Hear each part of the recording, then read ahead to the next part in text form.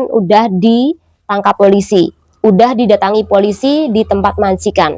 Jadi kalau sekali aja Iki sudah dipanggil oleh polisi, maka sampean harus memutuskan kontrak kerja. Jika Anda memang dengan sengaja pengen menjebloskan Anda ke penjara, sekali lagi, ini saran saya.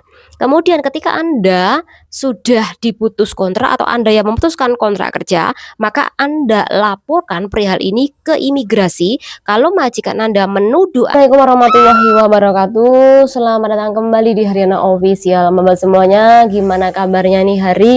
Semoga sehat selalu di perantauan, amin. Semoga mbak semuanya terhindar dari mara bahaya. Semoga mbak semuanya dipermudah segala urusannya sama mbak. Amin ya robbal alamin.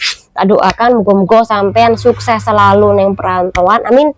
Muga-muga sampean terhindar dari mara bahaya, baik itu di sekitar Anda maupun orang-orang yang di tanah air. Intinya muga-muga sampean sehat selalu yang perantauan dan dijauhkan dari mara bahaya. Amin. Nah, mbak-mbak semuanya, kali ini kita bakal membahas kasus.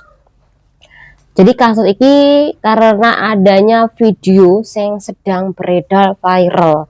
Tapi muntuntun yang di video ini meminta untuk dihapus video yang di-share oleh mbak-mbak para TKW Hongkong. Nah, mengenai video apa ini silakan disimak.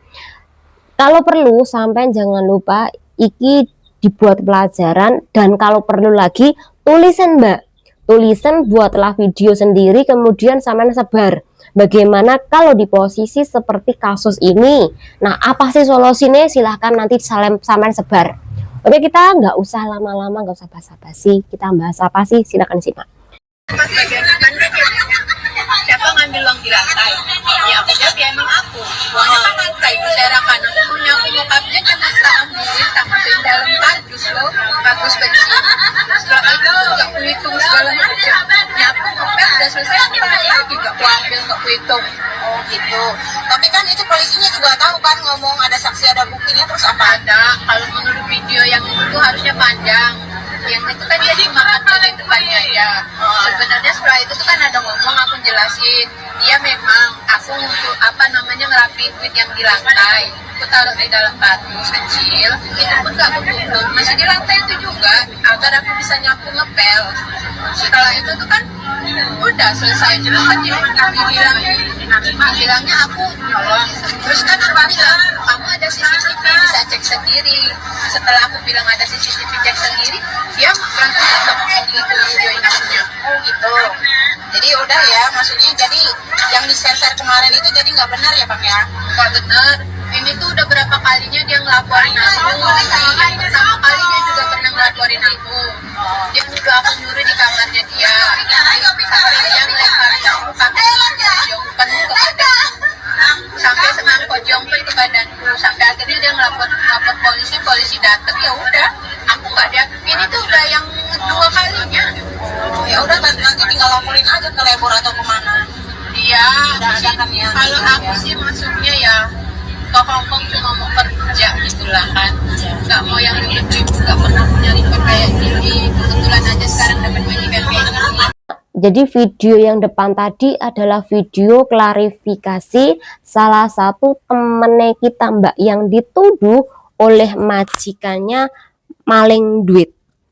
Jadi majikan iki memang sengaja sebelum ini namanya Mbak N ya, Mbak N dimana dia iki membuat klarifikasi tentang tuduhan yang dilayangkan oleh majikane. Sekali lagi mencuri uang, dan lagi sampai dipanggil polisi, dan polisi kui sudah melakukan interogasi, sudah naik ke rumah majikan. Tapi alhamdulillah ya Mbak N ini belum ditahan karena majikan tidak memiliki cukup bukti untuk menjatuhkan bahwa Mbak N ini bersalah karena telah melakukan pencurian. Jadi kui video klarifikasi nih. Nah, sebelum adanya klarifikasi video depan tadi, iki sebelumnya majikan juga menyebar video tentang CC-nya yang bernama KKN tadi. Jadi KKN iki sebelum membuat klarifikasi, majikan sudah menyebar video KKN ketika dimintai keterangan oleh polisi. Jadi polisi kui memang disuruh majikan KKN iki untuk menangkap KKN. Jadi polisi iki dipanggil oleh majikan KKN untuk menangkap KKN di rumah majikannya. Nah, ketika polisi datang, iki majikannya sudah melakukan rekod video, Mbak. Jadi dari awal sampai akhir video mau habis, iki majikannya iki mencoba membuat video. Tujuannya jadi untuk diupload nih gini grup para majikan. Nah, video yang pertama intinya si KKN ini dituduh mencuri dan majikan tetap menuduh KKN mencuri. Dan di situ KKN dimintai keterangan oleh polisi dan KKN tuh menceritakan kronologi nih kalau uangnya majikan gue lah berserakan di lantai. Lah aku ki mau membersihkan lantai, mau ngelap lantai, lihat uang berserakan secara otomatis, ya aku mengemasi uang tersebut, kemudian aku taruh di sebuah kardus kecil. Itu pun nggak jauh dari uang berserakan tadi aku naruh nih. Kalau naruh di kardus kemudian dibawa ke kamar KKN atau disembunyikan, itu disebut mencuri. Tapi kardus itu ditaruh di deketi uang berserakan tadi. Cuman mengemaskan saja, bahkan KKN ku tidak tahu berapa uang di situ, berapa totalnya nggak tahu. Intinya tujuan dia mau bersih-bersih, kemudian mau menata uang-uang tersebut, mau membersihkan uang tersebut, ya dia ngambil uang tersebut ya taruh kembali kan kawan. Jadi tidak tahu berapa isinya, tidak tahu berapa jumlahnya. Jadi di situ dia menjelaskan ke polisi kan kawan. Tapi di situ majikan tetap bersikukuh bahwa PRT-nya itu melakukan pencurian.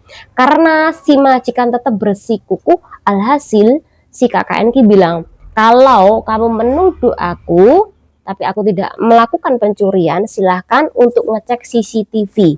Kan di situ kan ada CCTV rumah majikan. Jadi disuruh ngecek CCTV di rumah majikan, tetapi karena si KKN ki berani ngomong seperti itu, tiba-tiba video yang diambil oleh majikan iki langsung di-cut kan kawan. Jadi langsung dimatikan. Kemudian setelah itu barulah karena tidak ada bukti kalau KKN melakukan pencurian, alhasil polisi tidak menggelandang PRT-nya ini. Kemudian si majikan ini untuk mencari dukungan di sosial media, mencari dukungan grup Hongkong, kemudian agar PRT-nya ini dapat malu, dapat kecaman, kemudian dia ini pengen ketika mengusir PRT-nya ini dia bisa tidak usah memberikan uang kompensasi atau hak-hak kepada KKN. Ini harapannya majikannya ya. Maka diuploadlah video tersebut di grup majikan. Secara otomatis kan banyak orang yang menghujat kan, termasuk mbak-mbak yang nge-share video nih KKN yang diupload oleh majikan ini. Ya tujuannya yaitu untuk membuli si korban. Padahal di dalam kasus ini kan belum nyata bener apa enggaknya. Alhasil rame, kemudian si KKN ini membuatlah klarifikasi seperti video depan tadi Mbak. Nah, di dalam kasus ini bagaimana sih yang penting bagi kawan-kawan semuanya. Jadi kejadian pelaporan penuduhan pencurian yang dilakukan oleh majikan KKN ini sudah 2 kali Mbak. 2 kali juga polisi sudah mendatangi rumah majikan. Jadi polisi enggak itu hari loh kan kawan datang ke tempat majikan, tapi dulu juga pernah kan kawan, juga pernah datang ke tempatnya majikane. Sekali lagi yang melapor ke majikane ya itu tuduhan mencuri yang dilayangkan kepada PRT-nya. Tapi yang pertama dulu iki tidak ditanggapi kan kawan, karena memang buktinya gue nggak kuat. Yang kedua iki buktinya pun juga nggak kuat. Jadi sekali lagi kasus-kasus yang dialami oleh si KKN iki nggak hanya sekali, tapi sudah lebih dari 1 kali, 2 kali. Nah, lek kasusnya niki piye sih? Iki penting banget loh. Jadi mbak-mbak semuanya, kalau seandainya sampai dituduh mencuri seperti KKN tadi, ini jelas-jelas ya majikan dengan sengaja menuduh agar dia ketika mengeluarkan KKN secara otomatis nggak usah membayar hak-HE pemutusan kontrak kerja dengan majikan nih. Artinya hak kompensasi ini bisa tidak diberikan oleh majikan kepada PRT-nya. Ini pasti tujuannya majikan. Senang nih, lek dia bisa membuat suatu berita yang menggegerkan, apalagi menuduh PRT-nya mencuri agar viral beritanya. Ya intinya ki majikan licik dan jahat. Nah, kalau sampai mengalami kasus tuduhan mencuri, apalagi sudah dipanggil polisi, walaupun itu 1 kali kan kawan, tolong sampean iki putuskan kontrak kerja. Jangan sampai menunggu 2 kali seperti si KKN ini. 1 kali sampean sudah harus memutuskan kontrak kerja kan kawan, apalagi kalau majikan Anda ini sudah melapor ke polisi. Karena ketika Anda tetap bertahan, takutnya sampean bakal kena nanti ke depannya. Karena tujuan majikan ini memang dengan sengaja pengen menjebloskan Anda ke penjara, memviralkan Anda. Kemudian memang dengan sengaja nggak mau membayar kompensasi atau HE terakhir sampai kerja di situ. Jadi memang majikan ini licik. Kalau sudah licik, jangan sampai bertahan. Karena dia bakal melakukan beribu macam cara agar sampean kui bisa dikeluarkan secara kasar, bisa dipenjara karena kasus tuduhan mencuri tadi. Jadi sekali lagi buat mbak-mbak semuanya, khususnya buat KKN tadi, tolong beritahu dia kalau dituduh seperti itu mending sampean keluar dari majikan.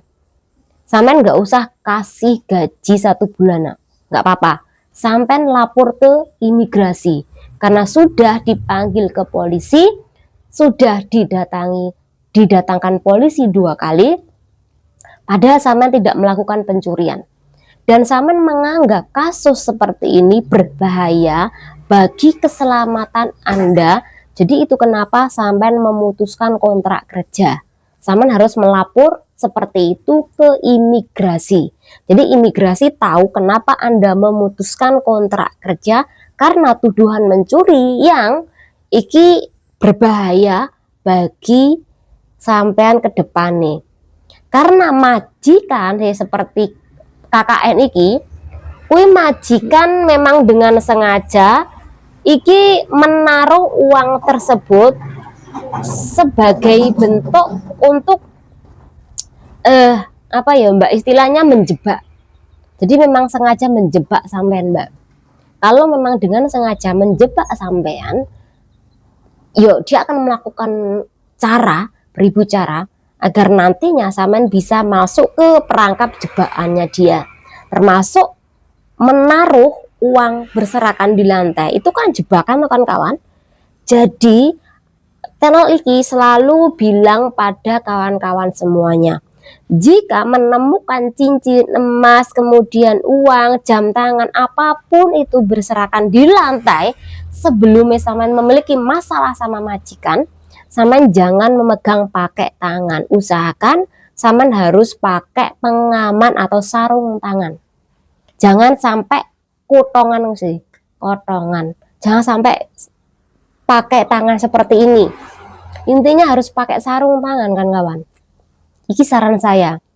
Karena ketika sampean tidak memakai sarung tangan, ada sidik jari, terus kemudian majikan kui mengambil yang sudah sampean pegang tadi, kemudian dia menaruh ke dalam kamar sampean, kemudian dia memanggil polisi, polisi bakal menggeledah, akhirnya menemukan cincin uang di kamar sampean, padahal sampean tidak menaruh loh, tapi majikan yang menaruh, tapi sidik jari ini ada sampean.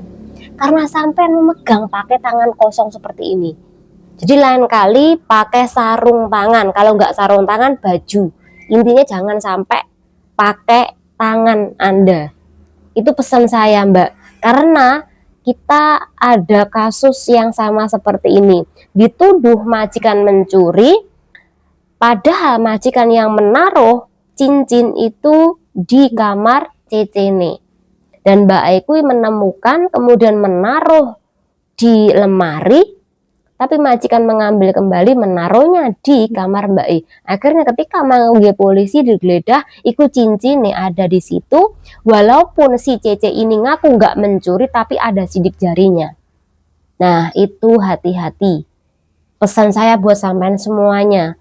Iki sepele, tapi kalau sampean gegabah, sampean bisa dipenjara. Semoga dengan adanya pembahasan ini bermanfaat buat kawan-kawan semuanya.